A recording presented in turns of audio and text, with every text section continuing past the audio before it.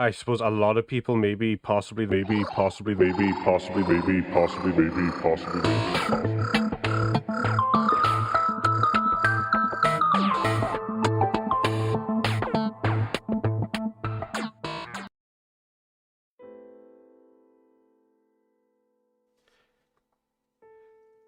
Welcome everyone to the 8th episode of TheWhatCast, where today's theme is the evolution of YouTube. For today's podcast, we have a very special guest here. Some might say literally, as this man indeed owns a Belle Delphine condom and a Belle Delphine colouring book. Some might know him as Dr. Deaniscus or Juice Review, but legends know him as the Doc, which Mattman and I have decided just this week. Hello! Aye, that's him there.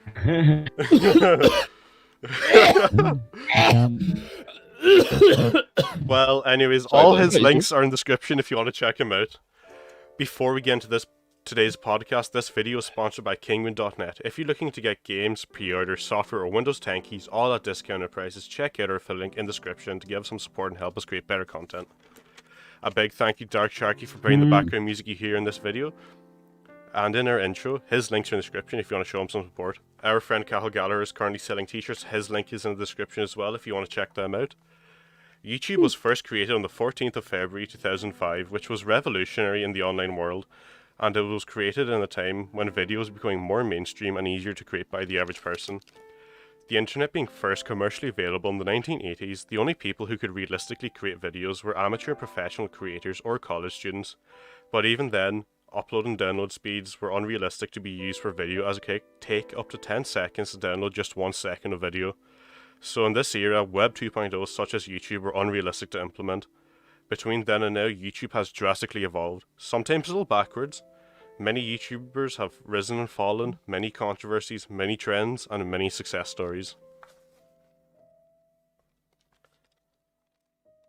Okay, so Doc, this is your first time on the podcast.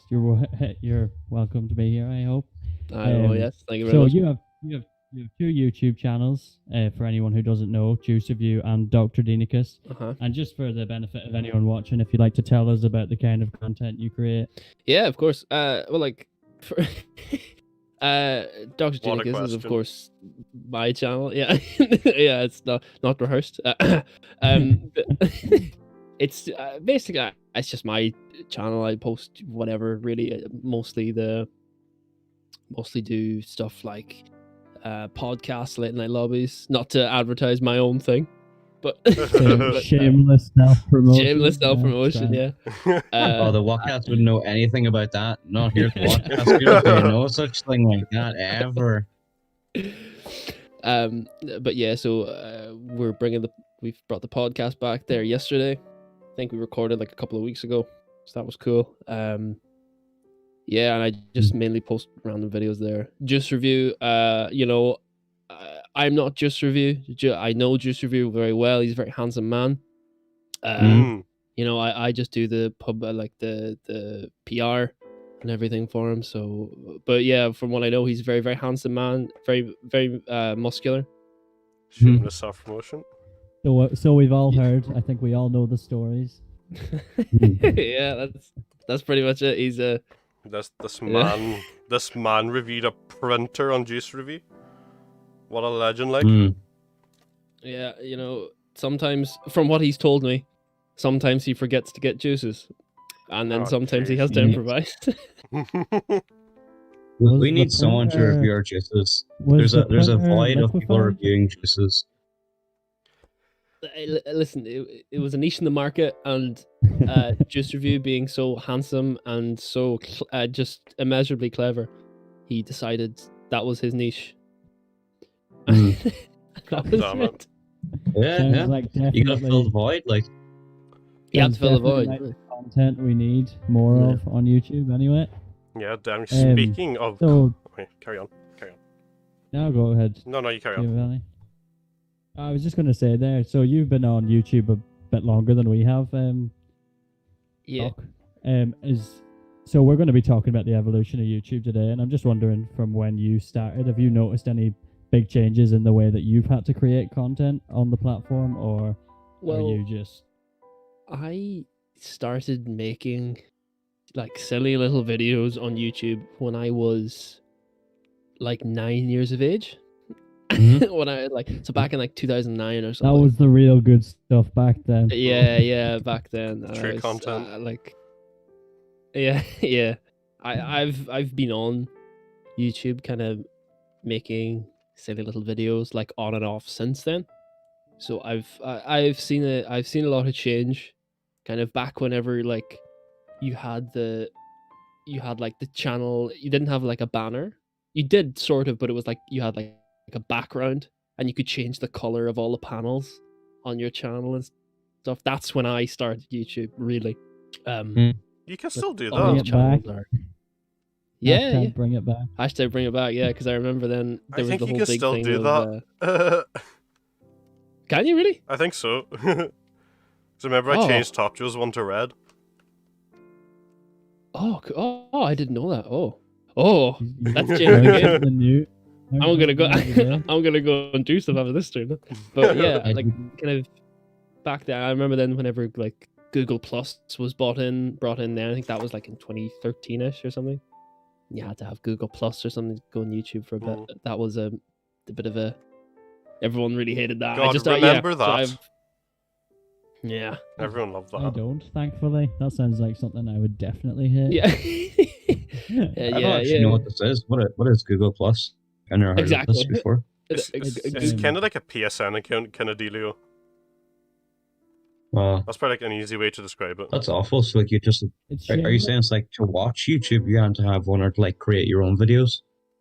It was so originally what it was, I think, was it was Google's like answer, quote unquote, to Facebook, I think, and like they wanted their own social media or whatever. And then if you had a Gmail account, you know how like your Gmail account and your YouTube account are almost like they're all same, linked. you know? Yeah. I think that's because of Google Plus, because like if you made a Gmail account, then you had a Google Plus. Yeah. Oh. So it's just a way for them to build users. Like they're the same thing. So it wasn't like a section. Yeah. All right, I get. Like if you made your email within the past 10 years, it's probably a Google Plus. Like. Yeah. Right. It's like something on about YouTube back in the day. Something I remember, like my Top 2 channel used to be called Game Tech.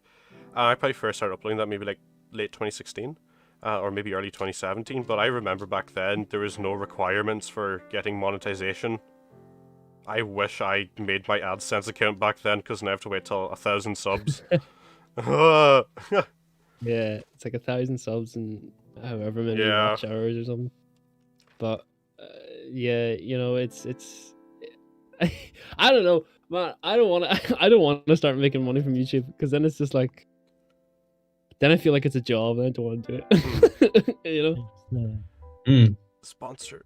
You just enjoy it for the creativity, I guess. Yeah.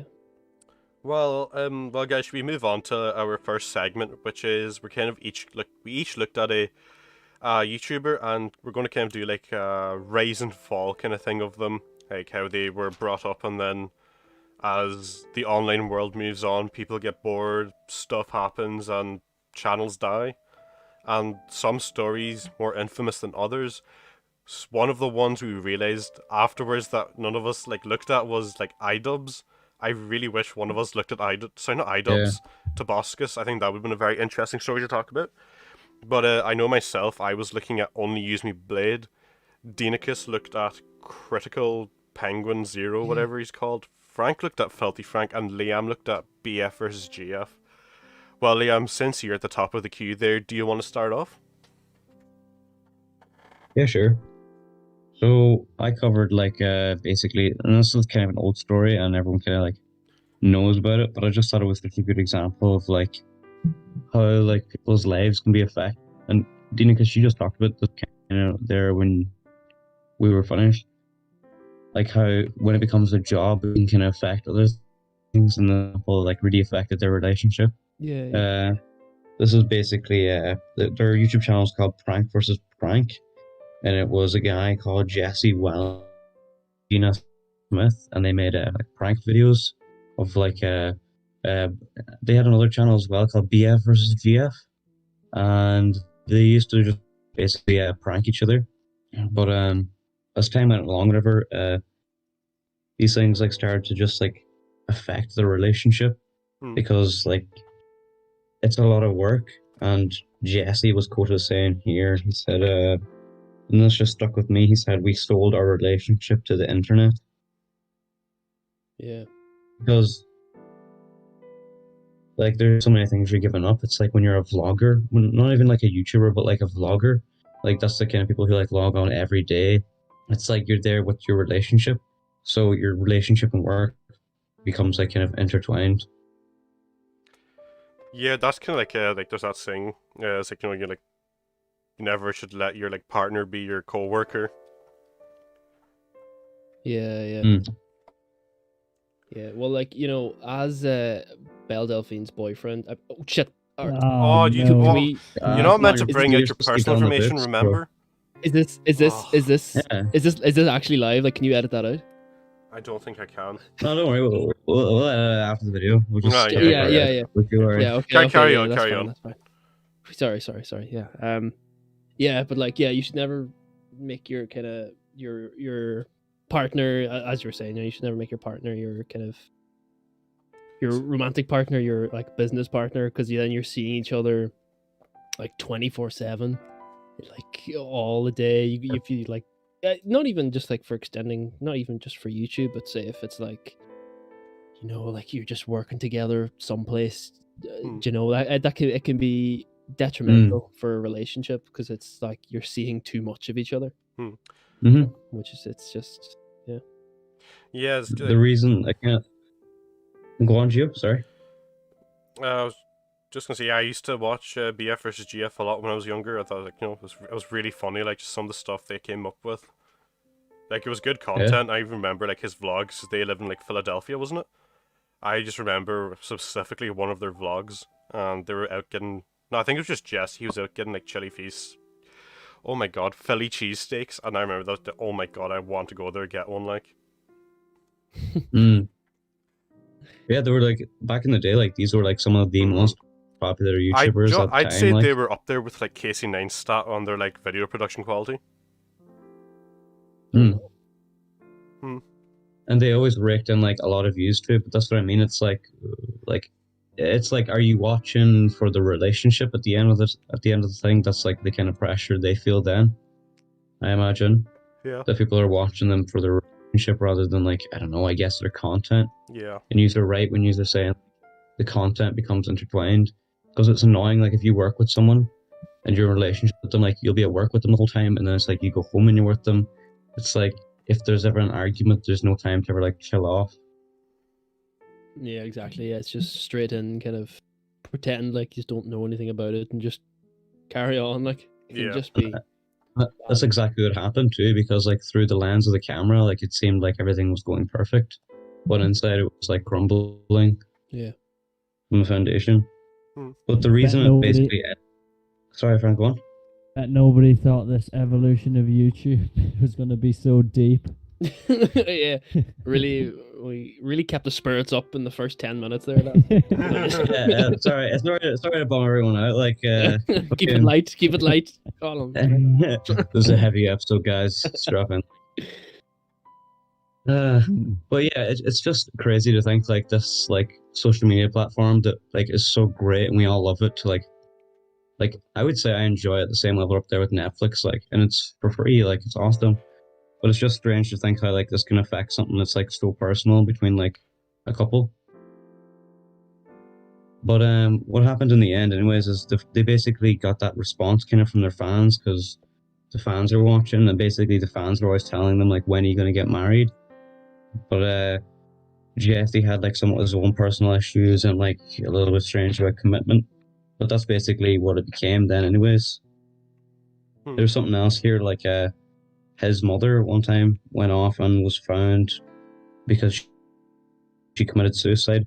So that definitely probably like drew a lot of eyes and a lot of pressure too. So I don't know, I just think it was an amalgamation of like a lot of negative things happening. And YouTube just wasn't helping them anymore, so they split it off. And she took the BF versus GF channel. And she now has like a podcast, I think a talk show called like Genuine Talk or something, Genuine Conversation. I'm not sure. And he took the YouTube channel and did it that way. So they both kind of like split it off. But it's sad to think that maybe they could have worked if not for this YouTube. Liam, do you know if they're still We making never content, like separately? Yeah, that's what I mean. They both make content like stay separately. Yeah, because but I don't personally, think that's when I stopped watching them, is when the split happened. Yeah, they basically, like, since then they haven't like really been like, there's been drops and ups and downs and all, but like since then they really haven't been as big as they ever were back then. And just for those who are curious, fucking he seems to be doing better, and I'm curious if that's because he's on YouTube or not. I don't know. I mean, like, you can kind of see that's pretty much it. See, when people's like personal lives are kind of like not being so good, you can see that in people's videos. It's the same to do with like music and like poetry. Like, you can kind of like sense the author's emotion through it. Oh, of course. Like, there's a. Now, I've done no research on this whatsoever, so I'm probably wrong. But I remember. Oh, you're in the right place then. Welcome to the TheWhatCast. I remember there's a YouTuber called Fitz. You know, he's part of like the. I know him. Yeah. With Stargate and all that. Yeah. He took like a quite long break from posting videos on his main channel for a while because he struggled with like. He's a bit of a perfectionist when it came to his videos, and if they weren't good enough, he'd just throw them up on his other channel. So it was a bit like that, where I think then he just took a long break because of just his mental health and that, you know. So and then he came back, and his videos were just kind of, they were equally, if not more, funny. Yeah. You know, after the. I kind of think Fitz, like, one of the things that make his videos so funny is the subtitles. Oh my god. Oh yeah, the subtitles in videos are like so good. Even like, I like putting subtitles in my video, but like, you know, they take such a long time to do. But they are great. There's a YouTuber called Soviet Womble. I've watched this guy since I was like 14 or something, and the way he does subtitles are absolutely astounding. Like, they're all keyframed and they're all just perfect. They're all masked, and it's just absolutely wonderfully done. They're all animated very well, and I think he was he's pretty much credited on bringing that sort of quote-unquote genre to like gaming videos. Do you know what I mean? Yeah. So like the sort of subtitled videos and stuff, they're all like people like Fitz and stuff. They're like, they might not know it, but they're like sort of derivations of Soviet Womble's like work. Kind of speaking on that side of like mental health as well. A YouTuber who's currently come out about his mental health recently was the Gaming Lemon. He's kind of saying like he uploads really rarely, but like, you know, his videos are spot on quality, like. And he kind of also, it was probably a few months ago now, I remember watching, it was like a 40-minute video he made of just him unedited, just explaining what's going on. And yeah, it's kind of the same, like Joe, like, he just like wouldn't have the motivation to do it. So like, if you don't have the motivation, what's the point? Because then your content wouldn't be so good. That's kind of the thing, like, if you have that fan base, they'd be willing to wait, kind of. I mean, in a lot of occasions that doesn't work. You see YouTubers take break, they come back, and they're just not the same. Like, you know, like view-wise. Yeah, but I think, honestly, like, I think more YouTubers should do that, even if they do take a view deficit. Because I think, obviously, you know, your mental health is way more important than whatever kind of temporary success you're going to get on. And the thing is, in that, you find your real fans. Yeah, exactly. Yeah. There's something else I want to point here. Even if you're using YouTube as a career, let's say you're at the point where YouTube is a successful career for you, it's still like, you can take a week off. That's the thing, though, you really can. Mental health, like, and that, especially, I don't know though. I think like sometimes you just need to, because like, what's the alternative? Like, you see, with YouTube, one of the most important things is like consistency. The quality and consistency. They're generic. If like anyone who's like ever like giving you tips on like YouTube, that's all you hear, quality and consistency. So like taking those breaks, like, you will see drops. Even though like, that's kind why, of, like, I think people should take breaks. But that is just like an outcome. Sorry, I kept cutting across you. No, carry on. that's from what I know anyway, from all my connections in the big YouTube sphere, you know. A lot of people. Yeah, like would that take time you did a breaks. collab with PewDiePie. I remember that. Yeah, well, actually, I haven't released that yet, Have you Giovanni. not? So Oh. no, Spoiler. not yet. No. Oh, So you should. we'll keep that. We'll keep that just low between now. I Put haven't that out I haven't officially announced it yet either. But Oh. anyway. Don't Did worry, we you can just get edit it out jealous anyway. when It's like, Oh yeah. when Belle Delphine was wearing the PewDiePie merch? Jesus. Swiftly moving on. When your girlfriend, yes. Yeah. Not to interrupt the flow of the conversation there, but I think we're going to have to acknowledge the uprising in the comments regarding Ratiolo, because I feel like we're going to have some serious backlash if we don't. Well, guys, Giovanni, do you want to? from my experience, I like to use China as my example, and we're just going to censor it. I mean, well, I I'm mean, kind of interested. Like, when you were asking, can we let him join? I was thinking about it from from the point of view of the channel. I was like, well, we're in the middle of a podcast, can't really get him to join now. Maybe down the road. But then when Kyle Gallagher, as he's known in the comments section, referred to his being unable to shart, I began to fear that maybe we were being very bad to poor Ratiolo, like. And, I read that as start. Why can't this man shart on our channel? Well, guys, swiftly moving on. Of that. No, I'd like to talk about this more. The censorship is too real here on YouTube. This might be a good segue into the next segment. No. Bro, we've done like 1/4 of this segment. What do you mean? Well, anyway, Frank, you looked into Filthy Frank, am I right? Yes. You are right, and you managed to stop me from deflecting. So yeah. I suppose here we go. So I got Filthy Frank because I'm not well versed. I'm not as well versed in YouTube as everyone else, and because we love irony here at TheWhatCast, we decided that Filthy Frank would be a good person for me to look into. Honestly, when I started, I had no idea who this person was. I was like, I've never even heard of anyone called Filthy Frank. But it became clear to me very quickly that everyone knows who this guy is.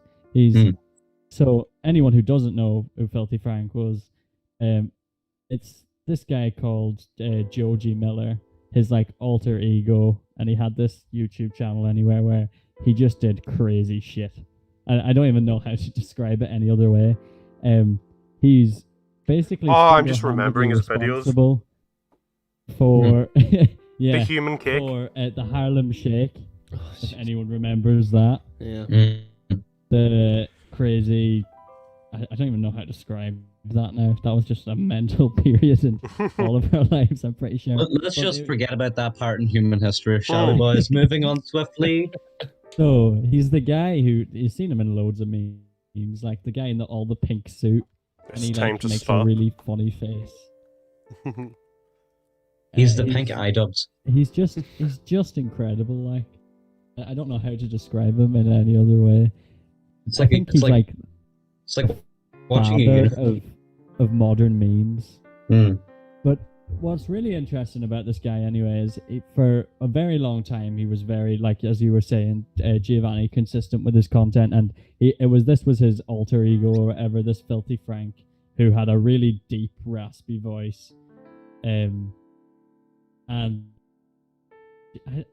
in awe still that this even exists. But anyway, he was very very popular on the platform, millions of subscribers.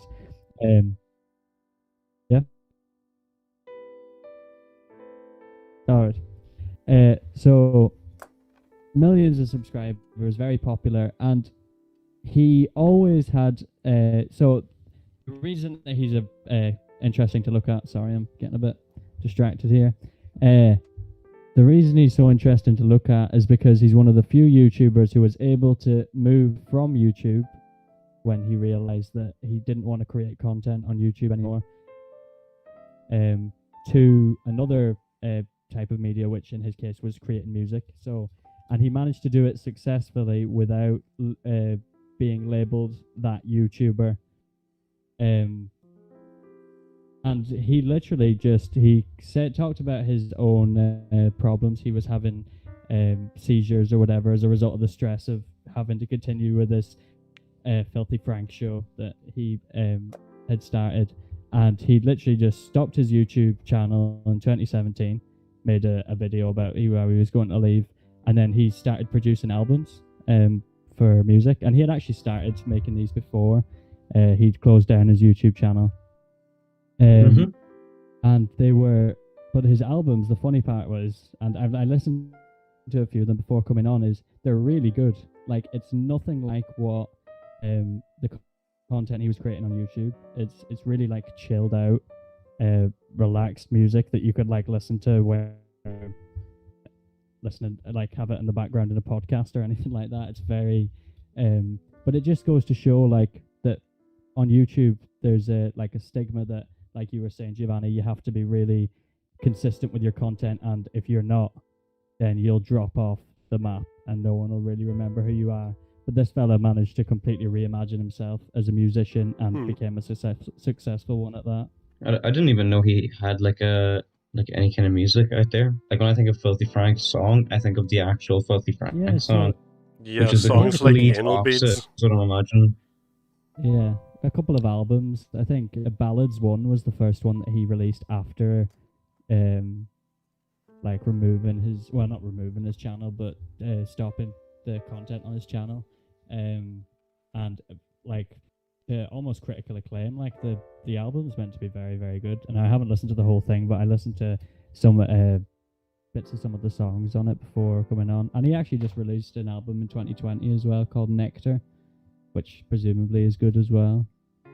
So it just goes to show that people can change their they can go from being on YouTube and then do other things that they're interested in and maybe have a talent for, which he clearly does, without being labeled as that YouTuber. Like similar to like KSI and Logan Paul, and that they have music careers now, but they're always in everyone's minds, oh, those are the YouTubers who became musicians or whatever kind of thing.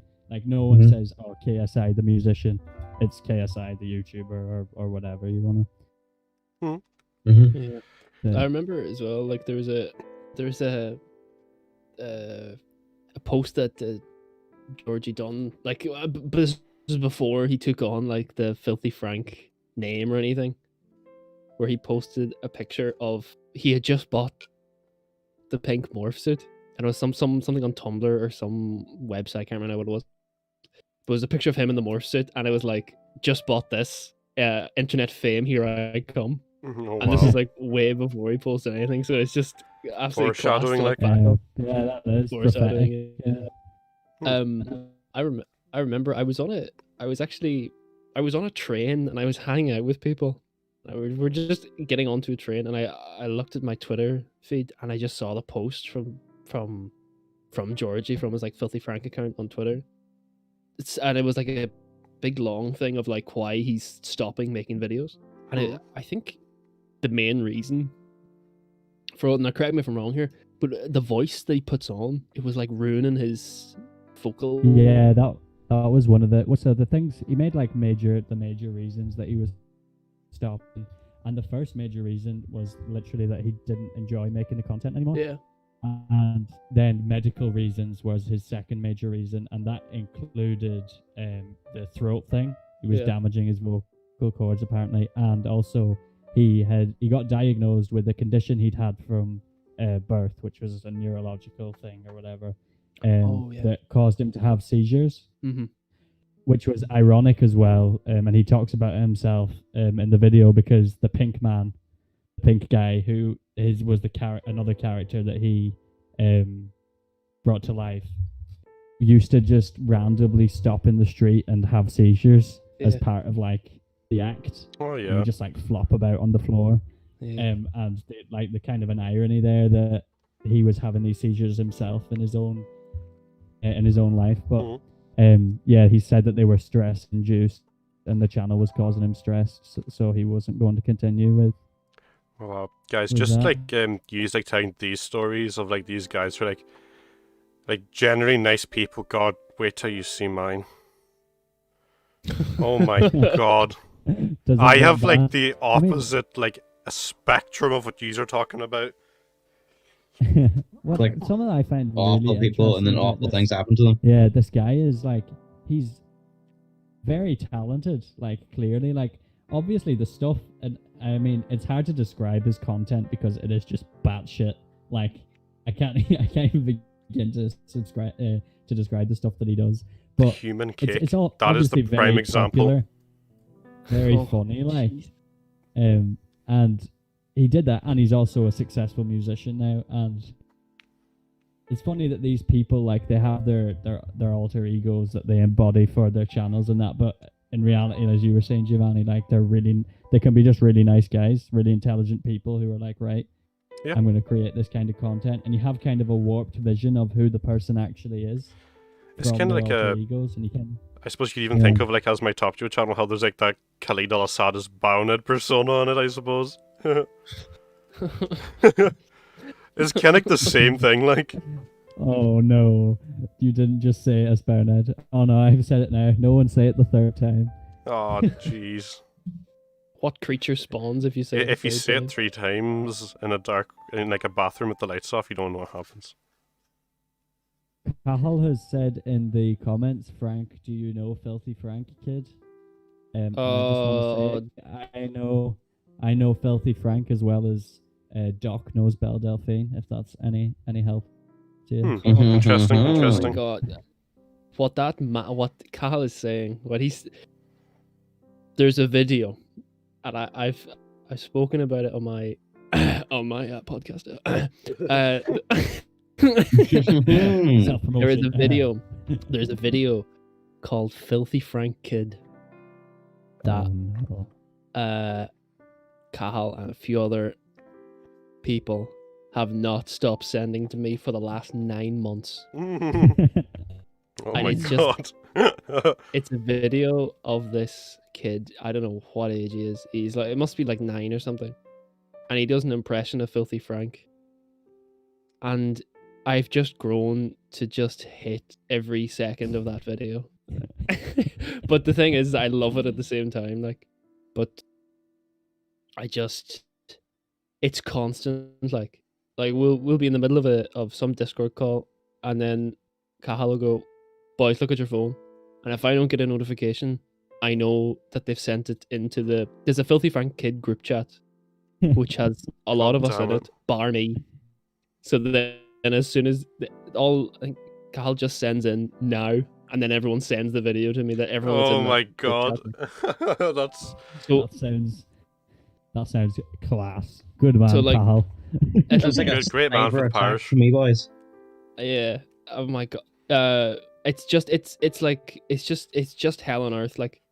But by the way, buy Cahill's t-shirts. Link in the description. Thank you. Indeed. I was going to put that in right there myself, honestly. Gotta respect this man. Not only does he shamelessly self-promote, but he also shamelessly promotes his friends. And what more could you want? Hey, listen, I gotta. Gotta respect it. Cahill has paid me an ungodly amount of money to say this. So, Cahill, if you want me to say it again, just PayPal me on the same amount of money, and I'll do it. Cahill, we're gonna edit this out of the video if we don't get a portion. By the end of this, Dean's entire everything he said is just gonna be removed from the video. Yeah, might just deafen All him you're on gonna hear is, Discord. all you're gonna hear is me taking a breath and then a sharp cut to a different topic.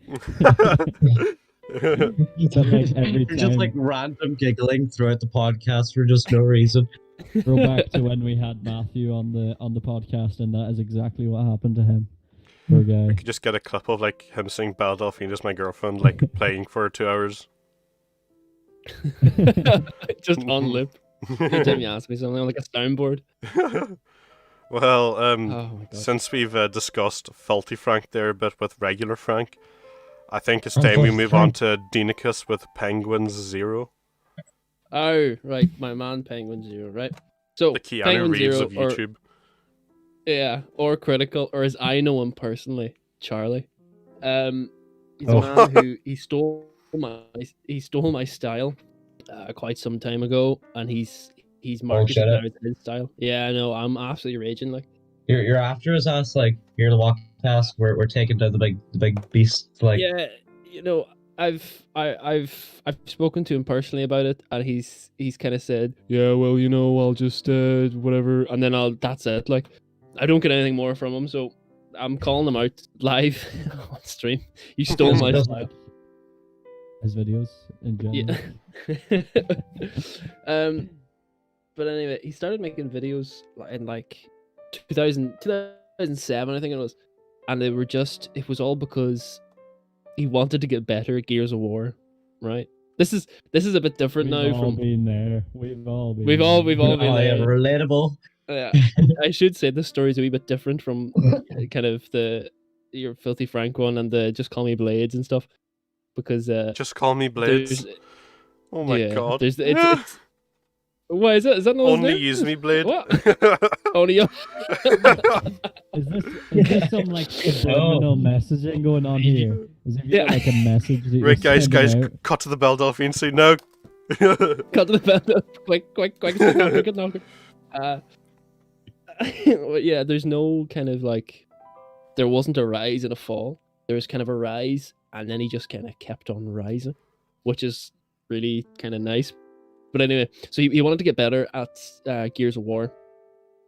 So this was like again back in like 2007, and he found a YouTube video that was just on about what was it on about? It was on about like just trick shots and stuff and sniping. It's like a sniping montage in Gears of War. Then Charlie was so like, or sorry, I'll call him Critical. I'm just so used to calling him Charlie, you know. Thanks. I was Critical was like, he got his dad to take him down to like the local Walmart or whatever, and he bought a camera, and then he started making videos like from then on. And he was kind of, and then like he stopped making videos for a bit because there was school and everything. But then at like April or so of like 2010, so about 3 years afterwards, you know, he was advertising his videos on like an old website. I don't know if any of you remember this, but it's an old website called like Game FAQs. Never heard of it. Oh my god. I think you just unlocked a memory that I didn't know existed. Yeah. It was just like this old website that was like, it was just like the go-to place for any sort of like video game thing. But yeah, so he was posting videos there. Still exists. Was it? Still exists. But does it really? GameSpot owns it apparently. Oh, all right. Bastard. It's like GameSpot rather than GameStop. They're different things. No, GameSpot's they're their own website. I don't know what they do, but anyway. Stop. So they were on about, so by like, so April 2010 he had like 3,000 subscribers, and then come like September of the same year he had like 20,000. And then this is for any of you critical lore makers, it was around May 2010. You know, if you look in all of his videos, the descriptions are always, this is the greatest blank of all time. So you put whatever in that space. He started doing that around May 2010, just as like a laugh, like, and which was just kind of, I think it's absolutely hilarious, but whatever. Clearly you don't. Anyway, tough crowd. We don't know what you're talking about. Tough crowd. Yeesh. Yeah, but Matthew McFadden is right in the comments there, I believe. Yeah, what do you mean? Is this someone you know? Yeah, I know him personally, man. Me and Charlie. Yeah, do you remember the collab where they ate pebbles together? No, to put it into context, Liam, Doc is as familiar with Moist Critical as I am with Filthy Frank, and also he is with Belle Delphine, if that lets you know. Yeah, just have to slip that I in there. get it now. Yummy. Yeah, but no, we're like best mate. We go way back together, and we wear white t-shirts together all the time. Anyway, so at around 35,000 subscribers, around 35k, he made a remember Quap. Yes, I remember that in-browser video. game, Quap, That was like his and you had blow to up video, play wasn't like it? yeah, that was his. Yeah, so you had to like use QWOP or whatever to move your legs as a sprinter on like a track or something. And with I remember with that. the combination of just his completely monotone voice and his like just his just absolutely hilarious sense of humor. Like he someone sent the video to Ray William Johnson, if anyone remembers that legend.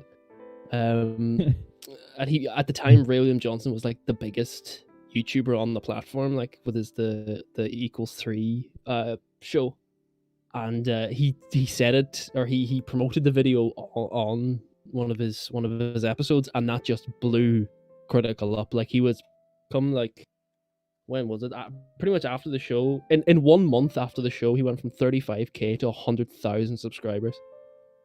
That's insane. And then from that, then he just kept on going. And then, so that was in, I can't even remember now when that was. But at Sounds around to me like a little bit like Jacksepticeye or Jack Spadici. Some people know him as. Jack Spadici. Exactly, bro. Pronounce his name. Yeah, I know. No, it's just an inside joke that one time PewDiePie and Jack Spadici himself said. All right. But yeah, Jacksepticeye got shouted out one time by PewDiePie, and then like since then he's basically been like a pretty big YouTuber, effectively. Yeah, just goes up and up and up. Like, Yeah, but him and PewDiePie, they I get love on, those like, they guys. do a lot of collabs, like, to this day. Yeah. But in January 2012, and this is something that I think is just amazing and selfless. I think selfless is the right word. Not selfish, but selfless is. Yeah, anyway, Yeah. he decided that he would start making money from YouTube, but he would give 100% of it away to charity. Wow, I think it's fucking it's a class idea, like. But he so he sent it on, like I think he raised like I think it was something in the end like $50,000 for different charities and stuff. Like it was absolutely amazing work.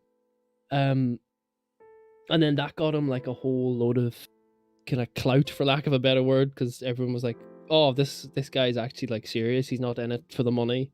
He's just doing it because he wants to do it." And then as a result of that, in like August of 2014, he reached like 1 million subscribers, which was just like You've got to respect it. Yeah.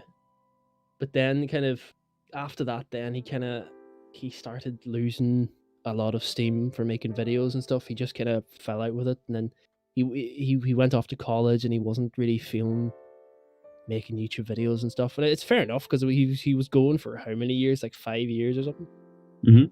Or like 7 years. So you're gonna get burnt out, like. But he met like a whole group of mates then in college, and then they all just reignited.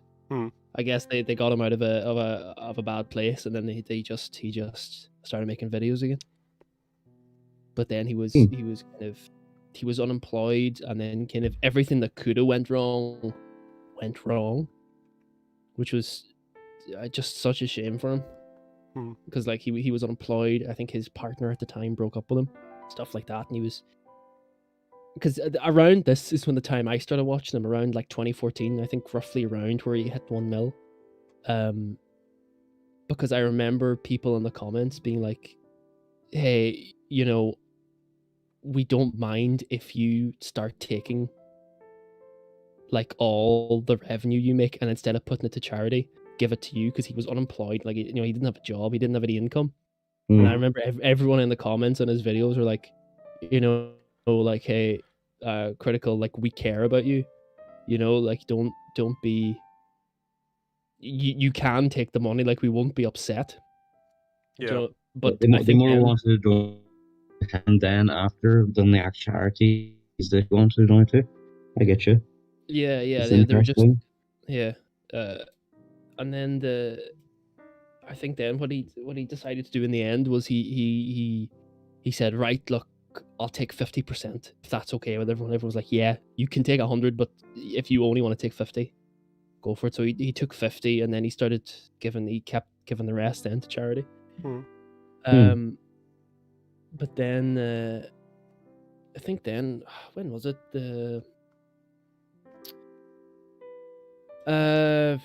I lost my train of thought there. But anyway, that's all right. I'm kind of curious here. Like, I don't really know the guy you're on about. Like, what is this guy's name? Like, if I'm to look him up on YouTube now. Penguin Zero. It's Penguin Zero. He always wears a white t-shirt and he's got really long hair. He looks like Keanu Reeves. Yeah. He speaks in a monotone voice and just kind of like, he's very funny. Hey, what's up, everybody? It's Critical. Today we're playing. Oh my god, that's so accurate. Oh my god. Oh yeah, by the way, I am Moist Critical. I forgot to tell you that. yeah, okay. He's from Florida, isn't he? I remember watching one of his videos, and it was him. It was him, like, watching this video of these, like, anti-maskers or something, or anti-vax people or something like that in Florida. And it was these Florida people being ages, and then he was reviewing, like, what they were saying, and it was possibly the funniest thing I've ever seen. It's just hilarious to watch, like. He's absolutely funny. He's so hilarious, like. Because he's so deadpan. He's so deadpan, yeah, like, he's just deadpan, yeah. He's absolutely class. And believe it or not, he didn't show his face for 10 years when he was making videos, like. So he only showed his face on the 6th of March 2017. And I know that off the top of my head, and I didn't write it down. Oh yeah. Yeah. Like when you showed your face, yeah.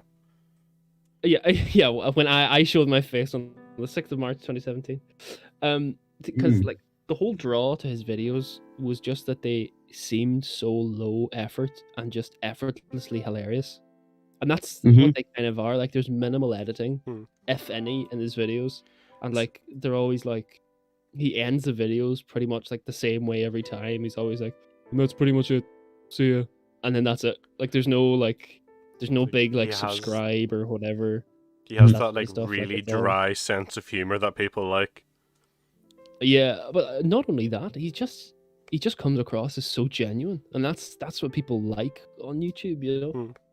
Yeah. But here's the wee. Oh, go on, sorry. I was just gonna say, like, I see here right now, like, I'm kind of confused. I never heard of him ever until now, but he seems pretty nice, and I'd probably go check out some videos. Like, he just like a month ago, even, like, he played Among Us, and he has like 1 million views, and then I see up at the top here, he's like posted a few hours ago a 10-minute video with almost 400,000 views. So like, seems like he's still doing pretty well, anyways. Oh yeah. There was no fall on him, like. Yeah, there was one fall. There was that fall, but you know. No. He lost 1 million subscribers. Oh, what did he? And the only reason he lost 1 million subscribers, and he lost them in 5 minutes, was because YouTube bugged out and they just deducted 1 million from him. Exactly 1 million. The same thing happened to the Syndicate Project Tom. Oh yeah, that's right. He's still trying to get to 10 million subscribers like the past 5 years because YouTube keeps taking away his subs. Why? Is it just inactive accounts? Yeah, they keep deleting inactive accounts, but like, he's like famous for being so affected by that. Like, he hit it like 5 years ago, and he just keeps going under 10 mil, and like, he's about to hit it again, and it's just so funny. Like, he's gonna get a wild lot of play buttons, like. Oh yeah. Sure, you've got the Ruby one, don't you? It's just little juice review buttons, like. Yeah. Well, I don't own that, of course. It's just Dean Juice Review who owns that. Oh, yeah. You know? It's not me. But a little fun fact about the Critical's channel name. Does anyone know why it's called Penguin Zero? No. He likes penguins. Class. Well, where's this girl? Real. That's great. Thanks for that insight. And the reason why, no problem, anytime. The reason why it's with a Z as well is because penguins with an S was taken. You couldn't have. But most importantly, and I have to say this, most important thing he's done on YouTube was he had a competition with Belle Delphine. Oh God. With your girlfriend, yeah. Yeah. Cut that out. Edit that out. Cut it out. We will. Don't worry. Don't worry. Okay, We good. will. Thanks very much. I just that can't get out, you know. Anyway, he had a competition with Belle Delphine about adult toys, shall we say? Oh, and then of course, Belle ended up winning. There's some lore. That's all the research I've done. Well, I'm so really confused about this. Are you sure about that? No. Well, I have 2.5 A4 pages written here, but I'm not. I'm not going to read every single sentence. Is that enough now? Well, yeah, but honestly, I think the best way to describe Penguin Zero is literally he's the Keanu Reeves of YouTube. Like, he pretty much is. Like, he's just like the completely genuine YouTuber. Like, I know he's spoken to like the CEO of YouTube, Susan. I can never pronounce her surname. Susan bitch. Oh, sorry. I mean, whatever. Yeah. Whoops! Just slipped that, boys. Anyway, yeah, I did that. It's almost like CEOs are assholes. What? Who? YouTube censored. Anyways, Dean, carry on. anyways,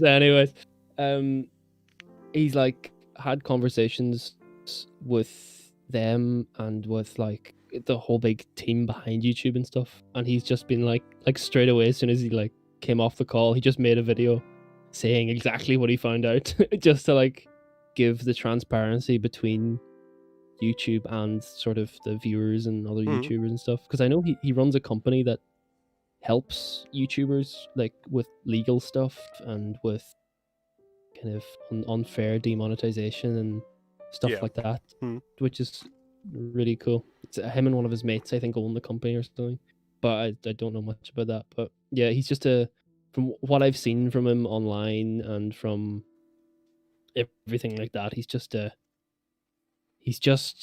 genuine fella. Like, yeah, he sounds like so great lad. Yeah, there's no sad story, or there's no sad part to this story, you know. So we're keeping it light. I got that covered at the start of the podcast. I know. Like, don't you even worry about that.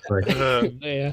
Well, guys, I think we should move on to my one, as this segment was meant to last to like 40 minutes, and we're 52 minutes in, and like we still have the last one to go. Oh, really? This timing is great. No, it's like all of us spent a really long time. If it's flowing, it's good.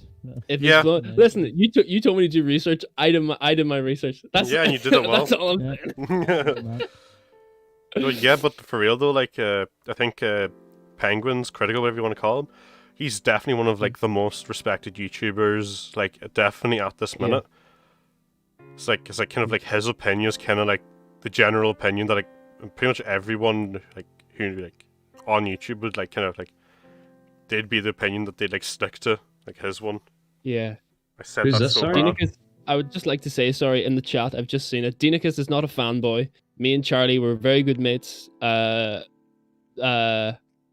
Someone cut over me, please, because I didn't know where I was going. Well, anyway, guys. I was actually no. Before we move on, I'm gonna ask: is he a soy boy though? That's the question. Is he a soy boy? Liam, no. Sorry, guys. Okay, so guys, move on. Cut across him. all these YouTubers that you have spoken about seem like nice people. Oh boy, wait till you hear this. So, here we have our delightful, wonderful man who goes by the name of Brian Rizzo, also known as Only Use Me Blade.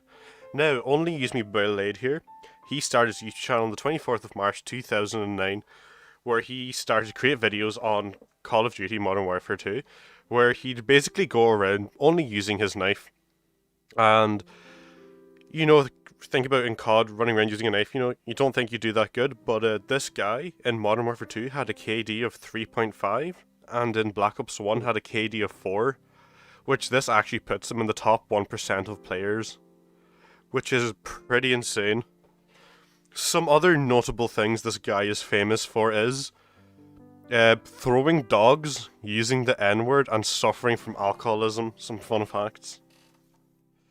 But What? when he started off, he was quite a humble, nice guy, and like even like when he was beginning to grow, like he'd do these like uploads, basically explain like like he's really happy, like he's very like happy with his fan base, like like you could tell like in the same way like critical, like he like his fans had massive respect for him, and just like how quickly this channel grew in the first 8 months, he reached 10,000 subscribers, and then 1 month later he hit 30,000.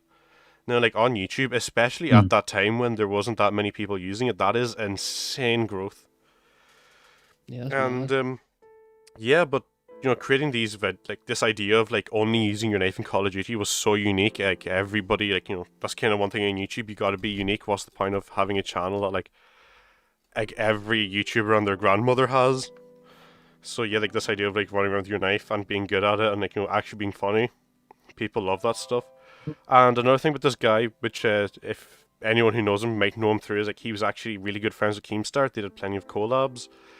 In fact, so much that he moved to the city which Keemstar lives in, just to move about 5 minutes from where he lives, so that they could do collabs pretty much on the daily. And some like there's even some controversies where like Joe Keemstar's Drama Alert, there's kind of a thing where basically apparently that only Use Me Blade. We'll just call him Brian for the rest of the segment. But apparently Brian, he's the one who originally came up with the idea, and he kind of stands by that, but Keemstar completely denies that to this day. Yeah, Oh, wow. anyway, this was kind of happening in late 2012, and kind of after this is where the decline started. Like, Oh, that okay. was the rise. He was well respected, making great content, everyone loved making people laugh, and he was so humble. Until this happened, he got a sponsorship from Jägermeister. He was literally getting paid to do shots on stream. Yeah. Can I? I know this will sound like a silly question, but what is Jägermeister? It's like it's a liquor. Have you ever heard of like a Jaeger bomb? Yeah. It's the liquor in that. You clearly have not covered it on your juice review, eh? No. My friend. For a juiced No. guy, come on, man, catch up. For The alcohol juice is not, reviewer, like. alcohol is not juice. I'll stand by that. Anyway, guys. Fair enough. No, that's a topic right there. No. Controversial opinion. So yeah, this idea of like maybe he got sponsored by Jägermeister to take shots on streams. They started doing these things called drunk streams, and like like psychologically, this had a really bad effect on him because it created an extreme addiction, not only from the alcohol, but he was getting paid to do that. So obviously you have the euphoria of you get money, and then also he's playing games when he does it, and then all this stuff together, like just like all combined, that euphoria from doing that, like it creates an addiction that's more than just the alcohol, like.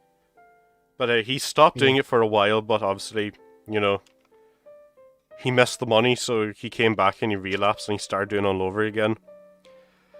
But yeah, even Keemstar was doing a podcast one time, him and a few of his friends, whatever, and they were discussing how like when Brian is drunk versus when he's sober, he's two completely different people. Like when he was sober, he was genuinely like Keemstar, like his friend was saying like he's a really good guy.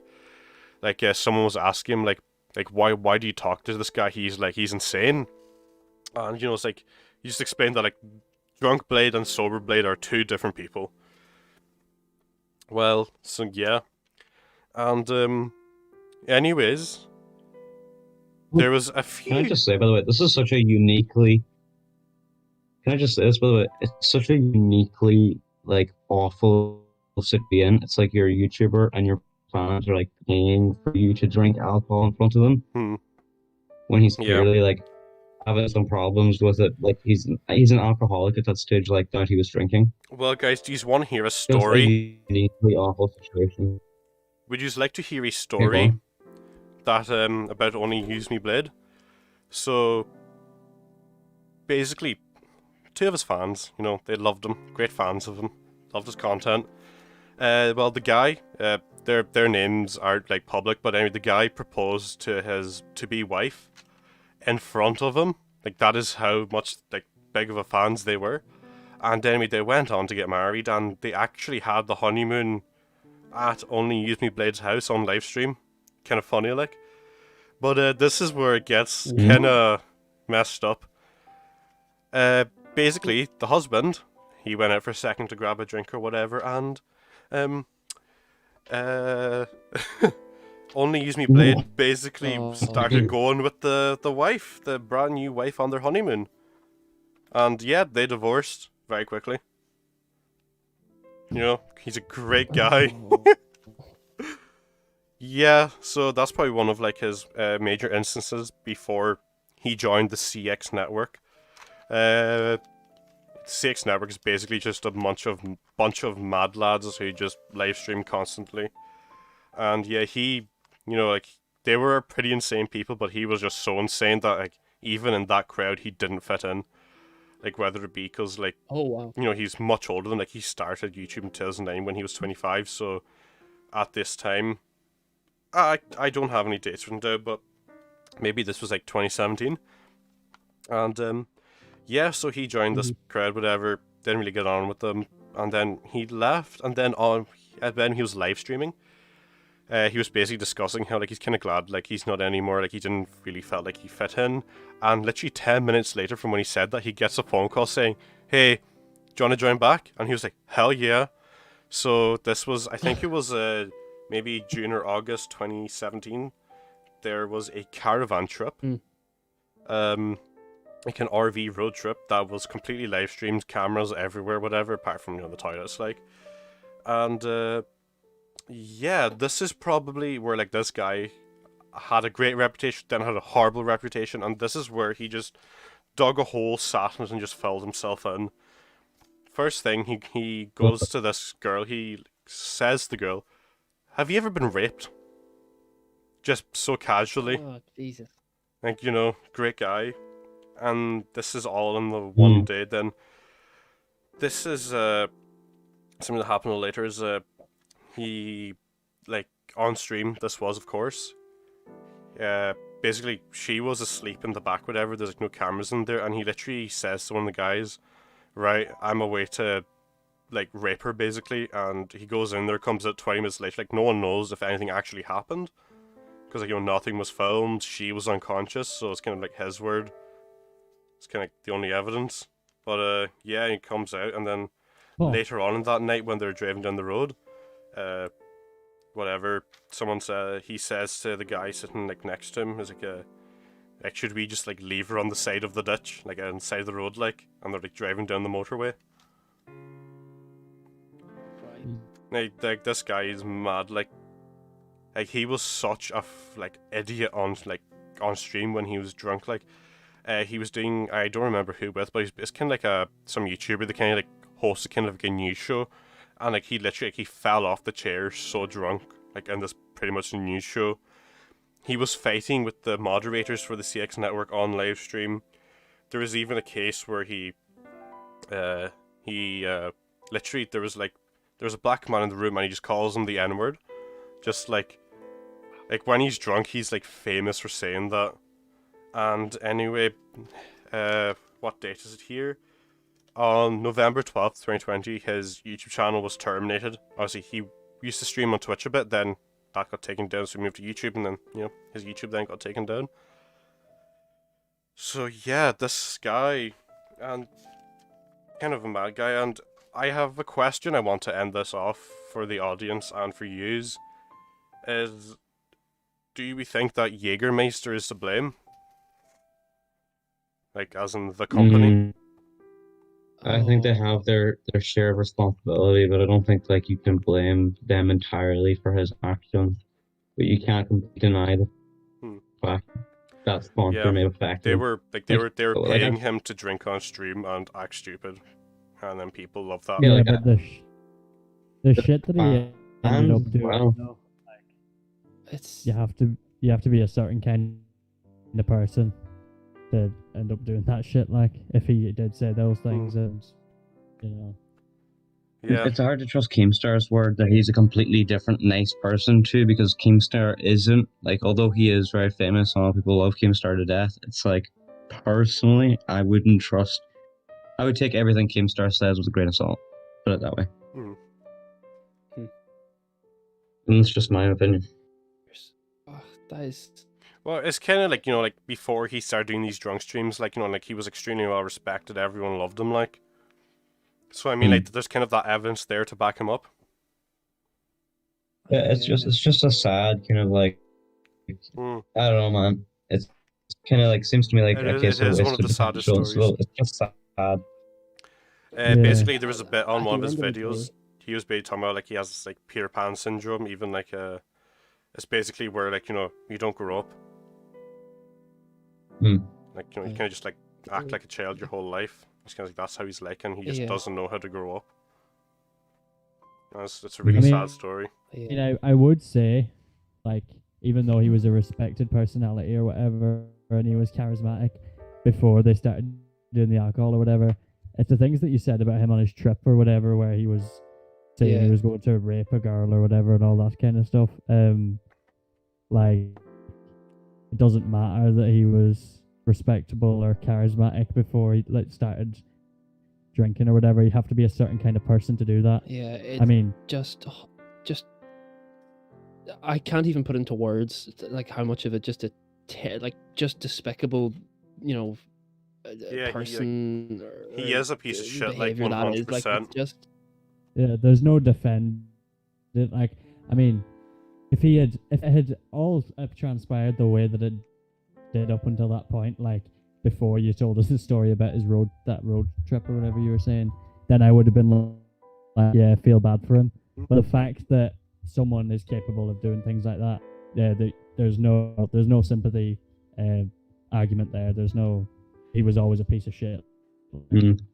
All this stuff was live streamed. If you go on YouTube at this podcast, you can look at this footage. Like, it's pretty horrific. Like his behavior. Matthew in the chat there was saying he thinks actually my good friend Charlie, or Critical, actually made a video on this film. Excuse me, chatting about him as well. So just to tie it back in, boys. Yeah. I think we can all agree that Critical's a good lad. Aye, some great man for the parish. Oh yeah. Oh. Yeah, God, but he's great. It's just kind of like when you were all going through your stories, kind of had like happy endings almost, like at the very end.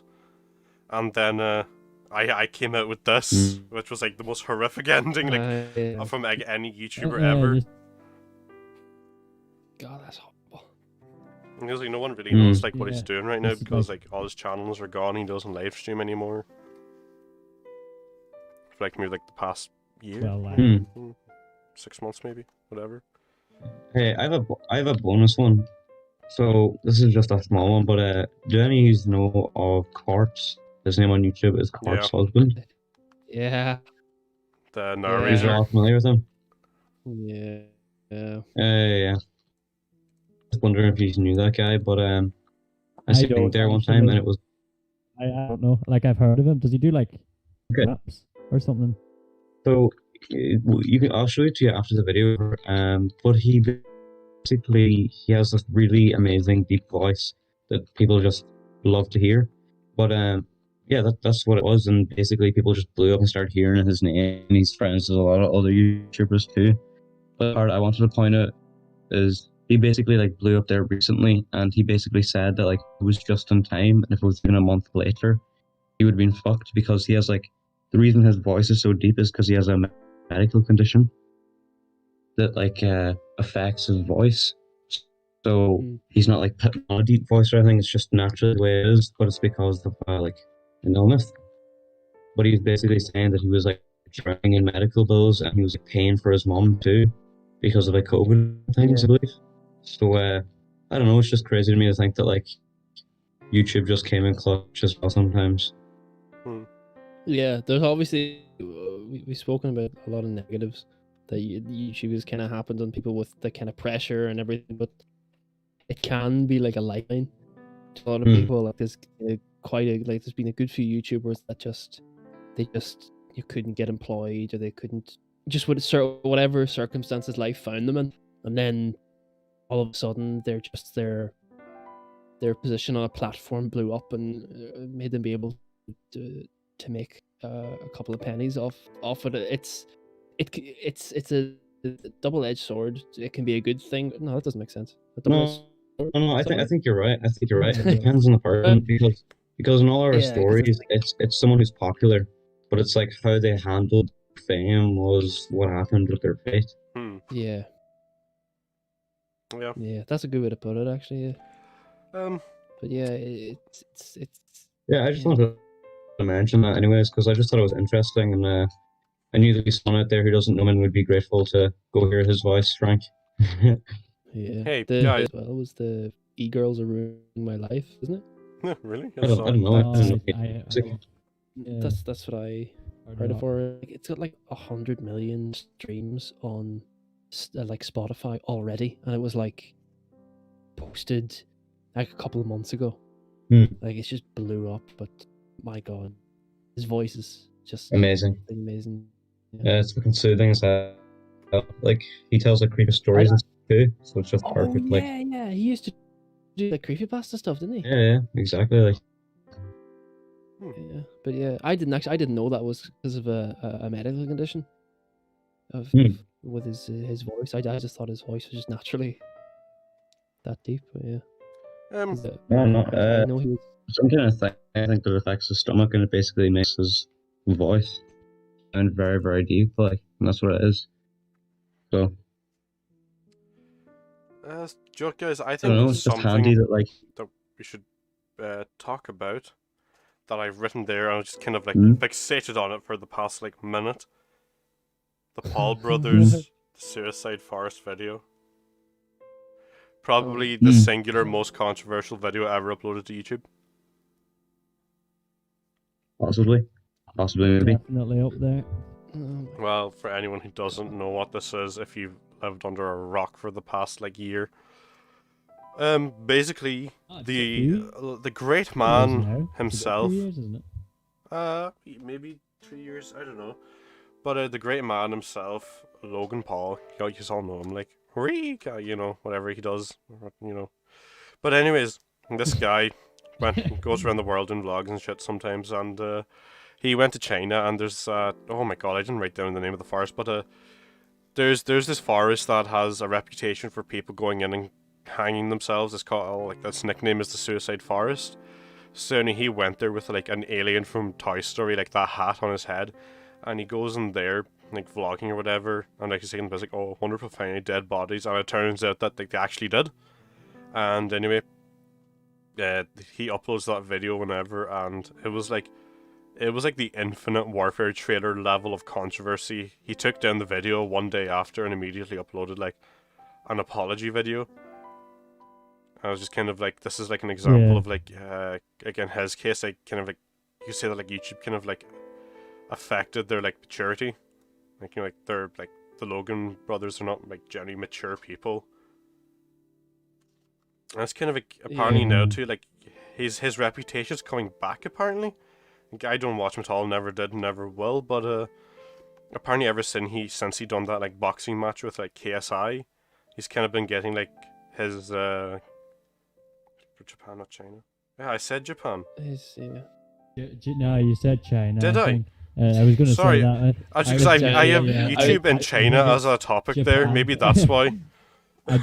Yeah, I was sitting waiting. I was going to be like, ever since that Japan vlog, like. I didn't want to interrupt your train of thought, Giovanni, but I was like, that's the kind of thing that's going to piss somebody off in the future. I was going to say there. Oops, sorry. So my take on this is like, if he went in there, like, I don't know, I think he did upload it, right, as you said, but if he went in there live streaming, it's like, yeah, he could have never expected it, but the fact that, like you said, he went in there, that was on the footage, and then he uploaded it after. I mean, that's a really asshole thing to do, but I think at its root, the reason he did that is simply publicity. The same reason, like, him and KSI came together, like, because it looks like they want out of YouTube. Like, KSI is going towards music now, Logan Paul's doing whatever Logan Paul or the Paul brothers do. So I think they just want the publicity and escape YouTube. I think honestly. I mean, what aren't like I don't know which of the Paul brothers are doing this, but they're doing like a how to essentially like an online like how to get big on YouTube type course or something. Yeah. And it's like, pardon? It's like cringe. Oh, but yeah, they're it's I don't know what they're doing like online courses and stuff and they have hand-picked professionals and stuff. And I know that I think there's a YouTuber, but then they go by the name of like Swell Entertainment or something. Sorry, I'm promoting everyone left, right, and center here in this. Oh yeah, I mean, sure, why not? Like, show them up to the community. Like, Shamey just commented the name of the forest, the Okigahara Forest. Cheers, Jimmy. Yeah, but yeah, basically the scene that like now he's kind of like ever since that basically like ever since that KSI boxing match, whatever. Basically, like they're saying that his trainer is kind of the guy who's like made him more mature now. And actually, I watched the video on this yesterday. That's the only reason I'm bringing it up. I just like watch it in my free time, and it was like, yeah, like basically that guy kind of like made him cop on like, and apparently now like even like his YouTube channel's kind of growing again after that like massive slump after uploading the Suicide Forest video. Just kind of like, I mean, if he is like kind of becoming more mature, I'd say fair play to him, like. I'm not so sure. Is one of them? I'm not sure which one of them, but I've seen that one of them wanted to fight Conor McGregor. Yeah, that's just a trend, though. That's Jake. That's what I mean. Like, I'm not sure which one, but one of them wants to fight Conor McGregor. I think that's just, again, that's them just like wanting out of YouTube, you know? Because like I guess what they see is that they got they have their foot in the door basically in like the boxing world. Oh, that's what they think anyway. But like I remember, you know, I was chatting to a mate of mine. Well, you all know him as well, Shayna. And like just his opinion on it's really interesting because Shayna knows a lot more about boxing than I do. But like. Because these fellas now, like these YouTubers coming in doing a bit of boxing and that, they are given this big, large platform because of their notoriety in another genre. Do you know what I mean? So that they come in and then they think that they're on par something with legends and stuff. Boxing does love trash talkers, and here's the thing: they actually could become good boxers because they really want to escape it. This is what I'm gonna like interject there. Like, I know a bit about boxing at least anyway, and something I will admit is, I mean, you can't realistically say that any of them would be any good at boxing. Like, if you got Logan Paul to fight anyone in the top 100 boxers of his weight class, he'd get battered. Like, I agree. It goes to say with any of these sports, they're given a platform, as Doc was saying there. Like, because they're these YouTubers who are famous and they get these big ideas of themselves. And I mean, they make millions off these fights that isn't even a showcase of what boxing is. Look, come on, it's like Conor McGregor. There's like, you can be like, and a lot of people are on the fence about it. Some people love him, some people hate him. I don't think he definitely has attitude, right? No, but Liam, that's not the point. The point is these guys aren't professional athletes. They're influencers. I understand. Conor McGregor. There was a point where Conor McGregor wasn't an athlete either. But I'm saying he wasn't always. Yeah, but these guys aren't doing it because they want to become boxers. It's like a trend. Yeah, of course. I 100% agree with you here. 100% agree with everything you just said. It's just the fact that if they were really trying to escape YouTube, they could do it through boxing if they train their asses off. We should be scared a little bit because they actually could become good boxers if they get dedicated themselves to it. And like every boxer ever has proven that if you dedicate yourself enough to it. Is that not true? I don't think in their case. You're missing the point of like what they're doing. But anyway, we're not going to get into an argument about this because it's dumb. But yeah. So, does anyone want to lead Maybe that on could be from there? another again. I was like, Boys, do you keep have it alive, any? keep it light, keep it Sometime light. boxing. I was gonna say, do you have Go on, any Gio, of you okay. have any topics you want to bring up, or do you want me to pull up another one? Oh, All right. good question. Let's talk about you YouTubers trying to become boxers. So, No! Frank, what do you? Wow, this is a I mean, really good topic. Wow, we should really discuss this in have depth. that conversation. I can't have the conversation, but I feel like it's not something do we want to talk about? No. Yeah, it's not really a Just part of the one episode, time. Frank. I understand. I understand. I can talk about it all day. I can bullshit anything, but Well, but for real though, like, should we talk about machinima? The What is machinima. that? Yeah, go for it. Well, machinima. Why go not? ahead. Well, in the early days, machinima was kind of like a competitor to YouTube. Like, there was like the YouTube platform, but machinima also had their own platform where basically, like, like you could upload your videos to it, like through machinima's permission kind of thing, like if it was good enough. But yeah, then they're kind of like becoming these competitors with YouTube, and YouTube was winning, so they kind of went for the mentality of if you can't beat them, join them. So Machinima made their own YouTube channel, and this kind of tied into YouTube creating what they called the partner program, which it was basically kind of started because in the early days of YouTube, like before like monetization was a thing, if you were like creating, let's say, gaming videos, you couldn't get paid for it. So basically, Machinima was a really good option because it was like you had the choice of making zero money or some money.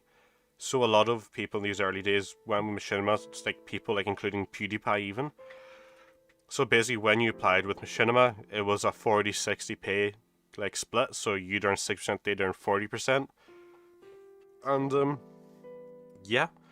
So they, at their peak, they were the 4th largest channel on YouTube, and basically how they worked is they had their community of these people who were in like 3 to 7 year contracts, and you'd basically like let's say maybe once a week you'd send them a video, and like out of that pack whatever, they'd pick out like the best ones to upload every day. So like that's kind of like, it was a good way of like getting growth if you were chosen to be on the Machinima channel. But like at this time was kind of a thing, but then like in the later on years, it's like YouTube, when you're on YouTube, then you could get ads, and there was no need for Machinima at all. But people were still locked in these 3 to 7 year contracts, which doesn't 3 years doesn't sound like a lot of time, but on YouTube that's a lot of time. Like what we've been doing this podcast for 6 weeks. Imagine if we were doing it for 3 years under a contract like that. Yeah, kind of rough. But yeah, then basically Machinima, I don't know the date, but like basically in 2019 they died out because that's when all these contracts ended because no one was going for it. Like it would turn out to just be one of the biggest scams. I was like, I think you were saying earlier, Frank, you used to watch a bit of Machinima, like the Halo videos or something. One of yous anyway. Yeah. I think a funny thing with Machinima though, like it's all back to that like that whole contract thing, isn't it? When they started doing it, you couldn't say like, oh Jesus, that's kind of rough what they're doing, but it quickly became very apparent that they were like, well, it's almost like stealing content, isn't it? They're making money off the work that these other people were doing, and they weren't particularly helping out. It's just like, yeah. Because didn't Machinima like scrub their channel? Not recently, like a couple of years ago. Like the channel's pretty much gone now. Basically, is it still up, or what's happening? Maybe the video's still up, but basically, like, no one was applying for these contracts because there's no need for them with YouTube monetization. So once all their older contracts stopped, they just cut off Machinima. It just had such a bad rep by that time. Apocalypse is this what the apocalypse is, or what? Or is the apocalypse? What did I do there? Oh, okay. Suppose the Adpocalypse is a good one to talk about. Yeah, that's a good segue to move on to. You're going to say something there, Dean? Yeah. Sure. No, I would like to point out that my like there's no more videos on the Machinima channel anymore. All right. Like it's just been completely scrubbed. Like there's nothing anymore. There's one playlist on here, and there's, because it's I don't even know what it is. I think there's only one video in the playlist. It's the Noob Adventures. This is very it's very a little off topic, but yeah, they've just Don't worry. they Just detective work right here. this is they've just sort of I better subscribe to them actually, just to be sure. Just Hard in case research. yeah. We're doing the hard research. See, there's Happy Hour too. I don't even know what that is, but yeah, they've scrubbed their channel too. This is weird. But I remember, like, back in the day, everyone was with Machinima. Like, you had people like NerdCubed. Yeah, like PewDiePie. They were all with Machinima. That's a massive one when you think about it. To think that he was under a contract with Machinima. I don't know what the story is, that because he massive very quickly, didn't he? Whenever he started making So who's this? Contact. Was it 2000? PewDiePie?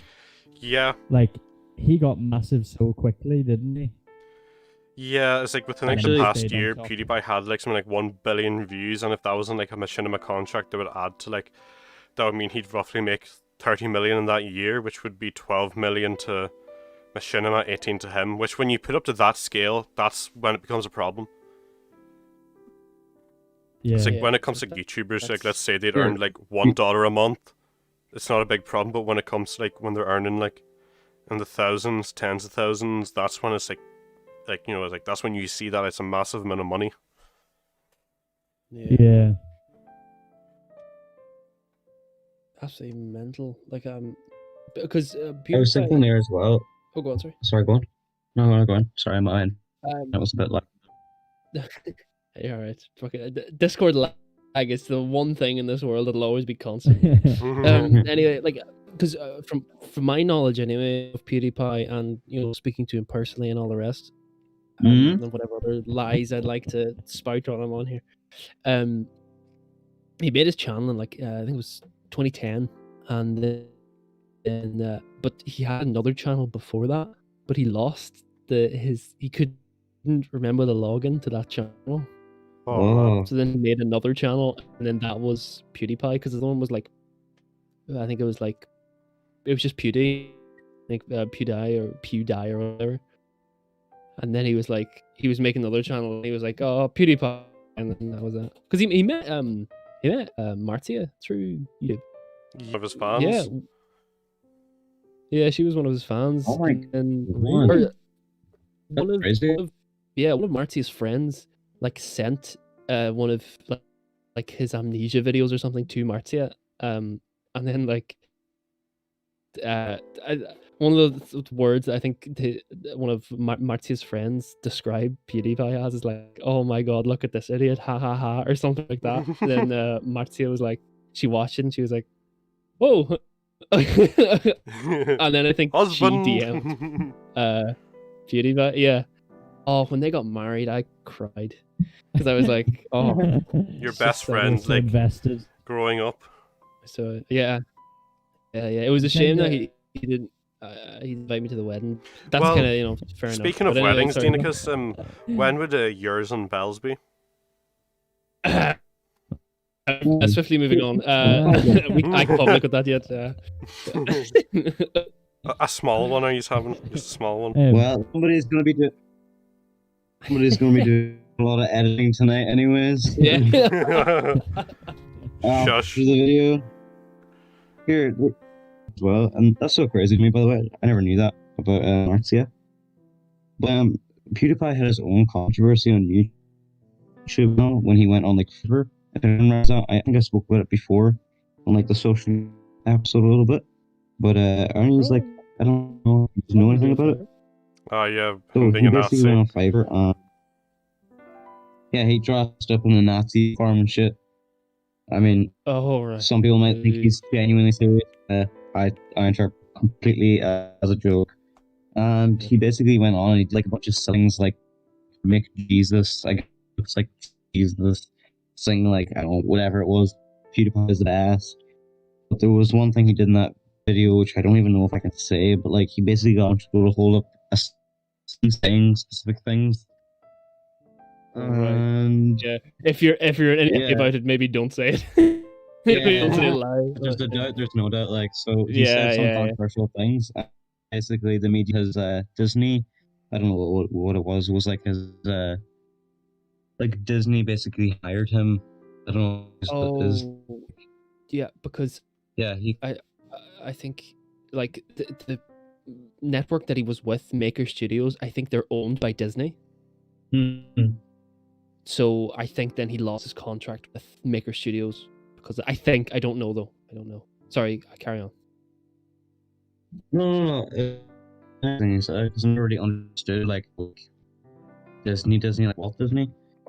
So I was just a little bit confused, like what they meant when Disney dropped him. But the same kind of thing happened to Logan Paul too. Like he was dropped by Disney as well, I think. But it's just crazy to me that the media labeled like PewDiePie as like an actor. Now that's just like some people will always see him until the day they die.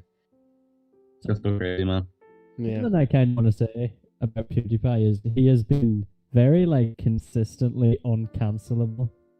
Because to YouTube, like one of the best things about him is he's so popular and always has been since he started making content. And then has he been the biggest YouTuber on YouTube besides the nation thing? We won't get into that, or maybe we will. But since like 2013, hasn't he had the most subscribers? And he felt like YouTube don't particularly like him, do they? Like the company, because he's very vocal. He's very vocal about what's wrong with it they do things, but they can't. There's been loads of times throughout the years where you read on Twitter or whatever that PewDiePie's done this thing, and he's not donated this amount of his money or whatever. But it never seems to like his fans never seem to lose respect for him at all because you watch his videos. So genuine. He seems so genuine. Yeah. He's like the rightful king of YouTube, like everyone mutually agrees with. Yeah. He's bigger than YouTube, and it kind of it annoys them. I think it's good to see that they can't like successfully cancel him. It's anyway. That's what I thought. Susan, you're dead right there, Frank. You're dead right there. Because like, what would YouTube be without PewDiePie? Honestly, like, if you're gonna if let's say in the future we're using some different social media site where videos are just there, or whatever. It's like, let's say people just make YouTube like it's unusable, nobody uses it anymore. It's like Kick or something, just a dead website, right? If you're to like do a study on YouTube, then you're gonna have to talk about PewDiePie. You can't talk about YouTube without mentioning why, because they're almost synonymous, like. Yeah, definitely. Like he is the face of YouTube, like 100%. Even though like they don't like that, but he is. Yeah. Frank is so right too when he says they don't like it. Yeah. I mean, and as well, whenever those YouTube rewinds and things, all those YouTube rewinds where he used to be in them, then like he was still the biggest channel on the platform, and they wouldn't reach out to him to be involved in the video that's supposed to talk about everything that happened on YouTube during the year. And it's so dumb to think when you think about it like that. Like they're a company who's meant to be like promoting this content of all these people, and they don't promote the content of the person who has the biggest following on the platform. It's kind of strange to think about. It's a bit mad, in all fairness, but Sure, I remember like when he actually bought like the old Club Penguin headquarters as his like recording studio. That was like, that's super dope. Did he really? Yeah, like the actual building that like Club Penguin was being made, and when they closed, he bought that like it's like a skyscraper, whatever. Like they have their level, you could say, like their floor. He bought that for like his production. Yeah, I don't think he had it for long, but I just thought that was like something really cool. Yeah, like, see, the thing is with PewDiePie, I was chatting to a few people about this last night, is like, the thing is with PewDiePie, and like, whenever YouTubers get bigger and stuff, they always usually get like, get editors and like more of a back end of stuff, so they don't have to focus on that sort of stuff themselves, and they can just carry on and do all that Making it stuff. business, like. Yeah, exactly. Yeah, A corporation, that kind of. and so sometimes whenever that happens, the YouTubers, they kind of lose the magic almost. Do you know what I mean? Like you kind of feel like there's a disconnect between the YouTuber and the viewer. But with PewDiePie, I've noticed is that whenever like you used to watch him when he used to do his own editing, you just kind of like it was just kind of like you're sitting down and you're sitting down with a mate who just happens to be playing a game or whatever. Yeah. But then, and then whenever, go on, sorry. No, I was gonna say like this, this kind of like just kind of like you're talking about Linus Tech Tips. Like they have like the Linus Media Group for like a YouTube channel. They have such a large like such a large amount of employees. Like how many editors, cameramen, like whatever they have, like it's just such a large like business with so many people involved. Yeah. See, the thing is, Linus Tech Tips is that it was kind of, it made the sort of the videos and stuff better. But like with PewDiePie, you had like the editors and stuff. You didn't feel like there was a disconnect. You just kind of felt like, oh, there's just someone else watching with me now. Do you know what I mean? So it was just a very. That's why he's so big anyway. Like in my eyes, so he's just kind of like speaks to like his sincerity, like how he's genuine. Like I feel like although he is changed, like you can't look at old PewDiePie videos and be like he's still like the same. Like you look at his old videos, like how many was like those are him at his silliest and they're his most popular. Yeah, you could argue, but also like when you look at the evolution of him, he's not like devoid of his silliness. He seems like he hasn't. It doesn't really seem like he's let fit and get ahead. And that's why I think he's like the king of YouTube, because he seems like he doesn't like get to. He's become like truly more mature since everyone can see it. And like when there's something that breaks about him in India, like let's say this thing calling him a it's like if I've seen something about that in PewDiePie, the first thing I'm gonna do is go to YouTube and watch video on it. Because he'll just tell you like you're going on. He's just completely honest, and he has like nothing to hide. And he handles things quite maturely, I think.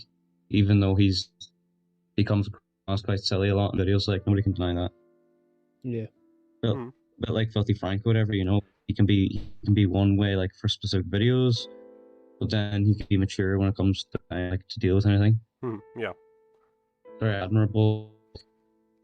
That's kind of like like the comparison between like Deaniscus and Juice Review or like Top Joe and TheWhatCast. I think we both have like the two channels that are like one is the more serious and the other is complete take the piss like. Well, as I've said before, I only have one channel. Okay. You just do the PR stuff for Juice Review, I have to say that out there, because we just get confused all the time. By the way, if you want to write to Deanicus, he lives in Scunthorpe. We all do. Just write it on your letter. You'll have to edit that out. Edit that out. I told you, please don't just edit that out. I don't even know. It's like a town in editor on this England. Since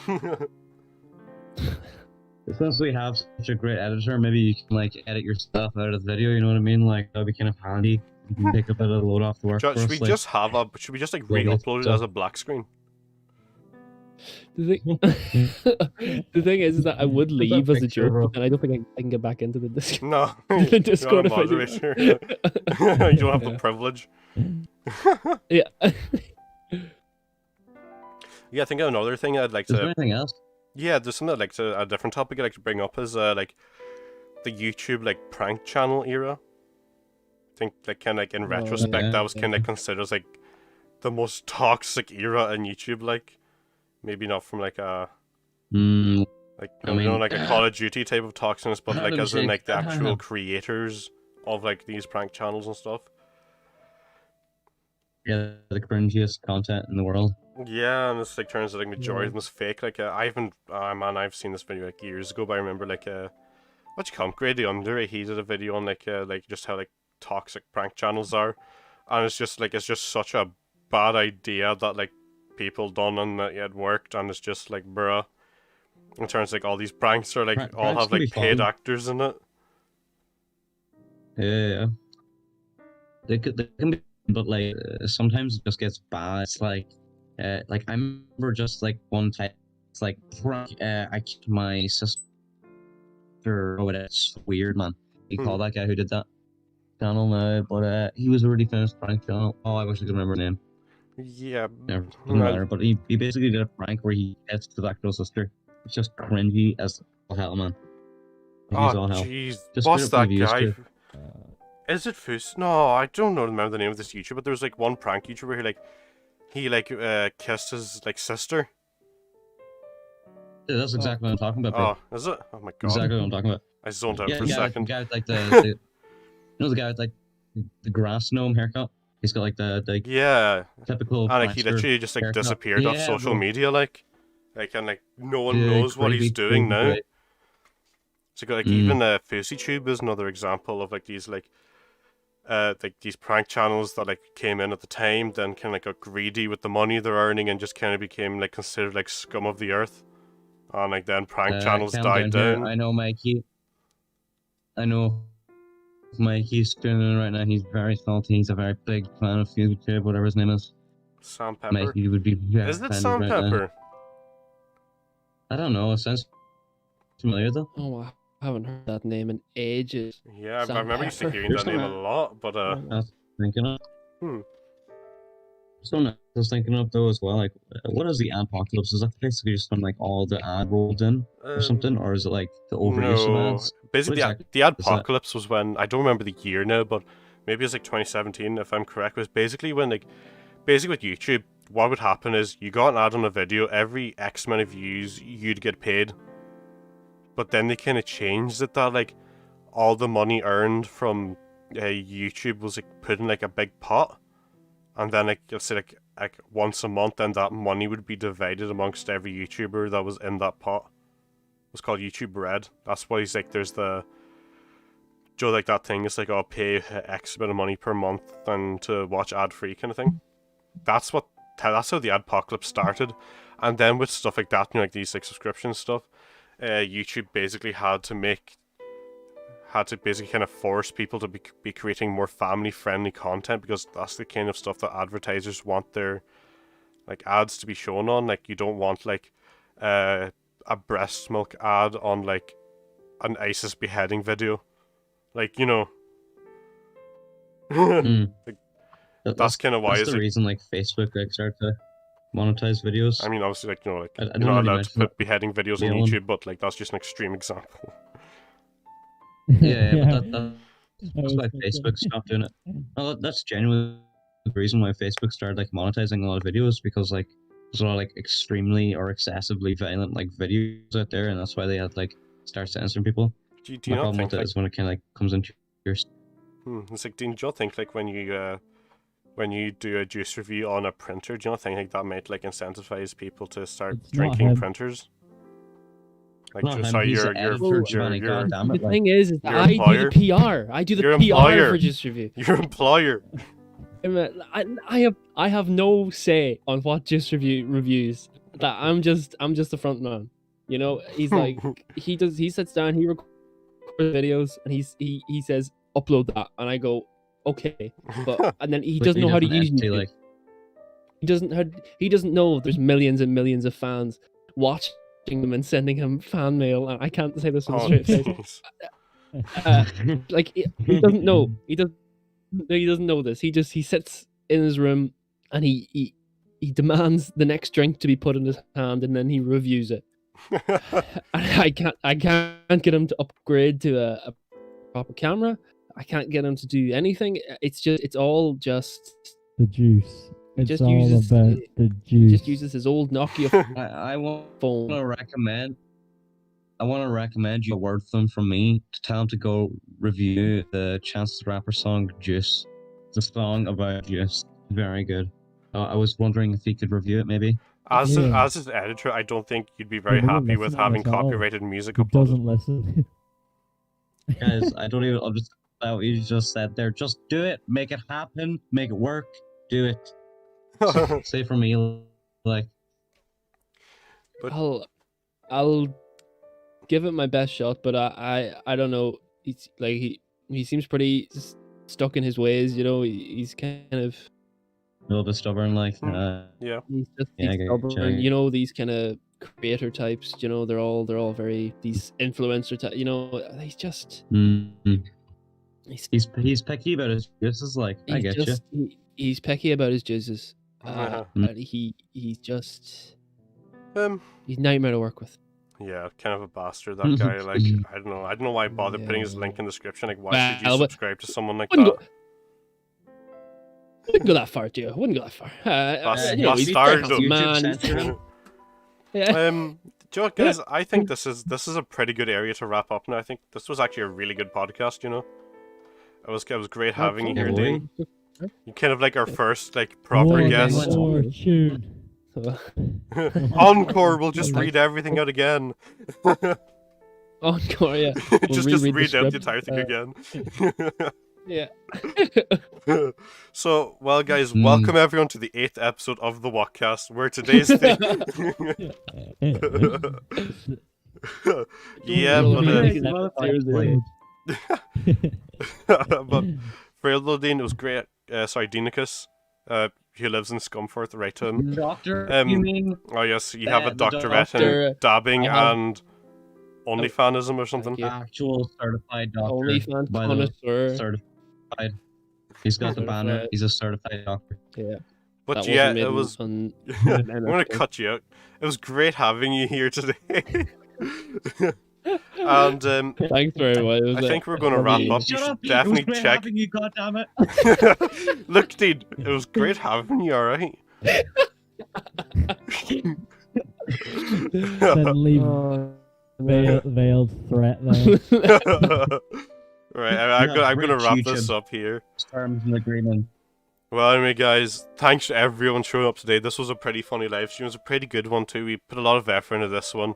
And once again, our kingwin.net link is in the description. If you want to check this out after the video, you can, if you want to get games, software, Windows 10 keys, pre-orders, all at discounted prices, you'd be supporting us a lot because we're currently trying to make a studio, and the funding is an issue for that. And we promise that like it's for the channel.